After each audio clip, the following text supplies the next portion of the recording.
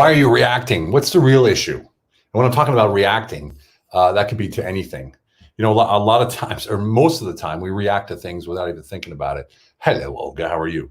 And we react to those things with a preconceived notion of how we're going to react because we live according to our experiences. And I think I told you guys this before a million times, that when you live according to your experiences and you react according to your experiences or to the past, then you're always going to end up being the same place again. And we all want to avoid that, right? It's all about moving forward in this life and getting where you want to go. And so the question is, why are you reacting? You know, we were talking to a client today. It was fascinating. And I got to say, fantastic, amazing client. She's just incredible.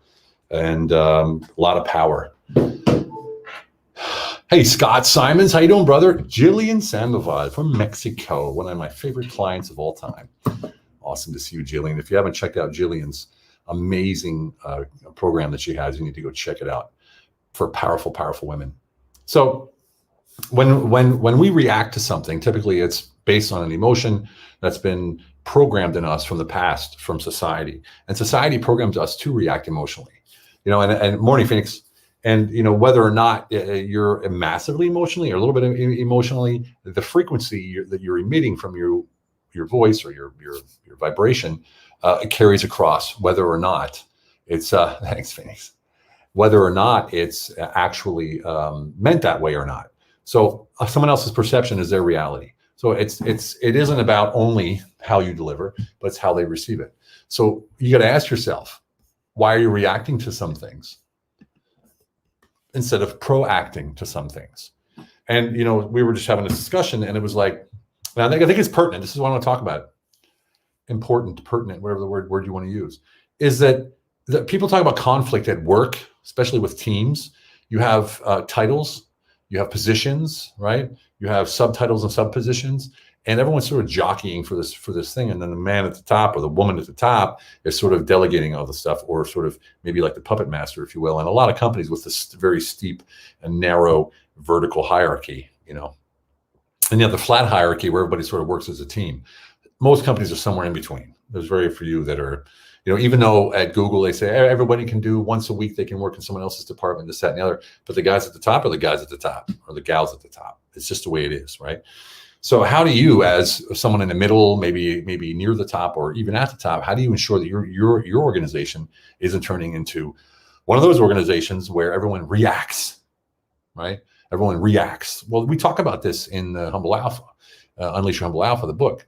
And it's because of the identity. A lot of people take their identity from their position of power, right? So whether it's a title, I'm the CEO, or, you know, all these kind of things. So even at our level, let's say you're out, you know, shopping or something, and someone comes up to you or bumps into you, and instead of saying they're sorry, they're like, hey, why don't you get out of the way?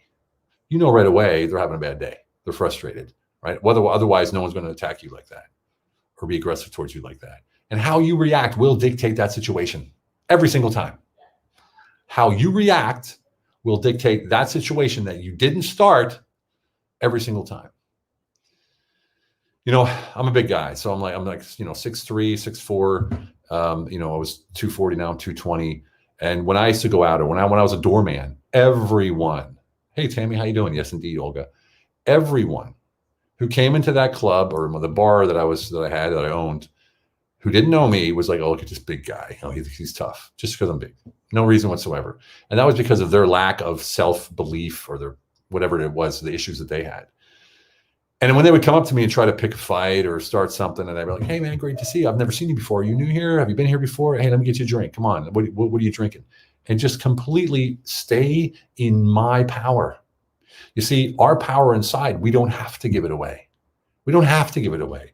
If you feel like someone's annoying you and you have to give them your energy and your power to be rude, to push back, to punch back, or whatever it is. And yes, of course, sometimes it's difficult not to react. I get it. I was in enough fights and in prison as well, so for fighting. But if you do stay in your power, that's right. If you do keep your power with them, and I'm not saying control it, because what happens is this: if I'm pushing my power out, you know, when I first got out of the military, I you know, I had the bars and everything, but I got into the corporate world really quick as a self-employed general manager, then up, and kept going up and up and up. And I went in and I was projecting my power, which impressed a lot of people. It upset a lot of people, and it made other people jealous. I was projecting all the time, right? Projecting this. We got to get this done. I can do this. I'm power, this kind of stuff. But what the real power comes from is when you keep your power inside and your energy inside, and you radiate your true identity. You radiate that authority. You radiate the lethal leadership that we talk about in the Humble Alpha.